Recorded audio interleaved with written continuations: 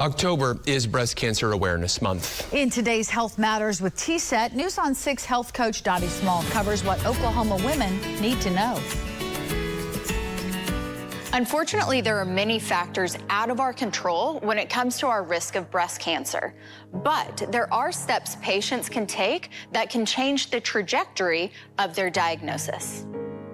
What are the latest numbers with breast cancer in Oklahoma? Well, when it comes to the incidence, we're just a little bit below the national average, but that doesn't mean that we have less breast cancer. That just means that we're probably just not detecting it because women are not getting screening studies, so it's like an inverse relation because our mortality rate is higher than the national average. So that's where you realize, okay, it's not that we're having less breast cancer, it's just that we're probably just not diagnosing it, and definitely not diagnosing it at an earlier stage compared to the national average. What are the most common risk factors when it comes to breast cancer? I will say the highest risk factor is just being a woman, right? When you look at men and women, if you're born with 2 X chromosomes, right away, that's when we hear around this month, 1 in 8 women are going to get diagnosed with breast cancer.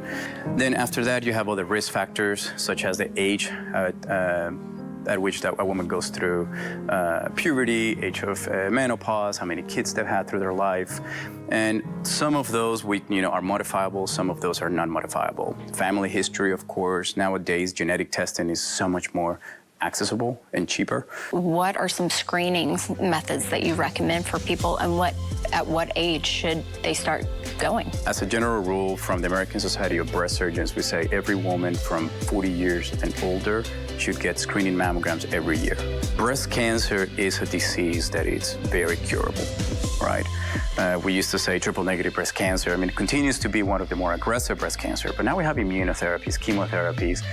When you're diagnosed with breast cancer, it's not a death sentence. I try to use this diagnosis as a wake-up call. I'm like, listen, you're not gonna die from breast cancer. But if we don't change all these aspects in your lifestyle, your risk not only of a new cancer, but your risk of recurrence are gonna go up.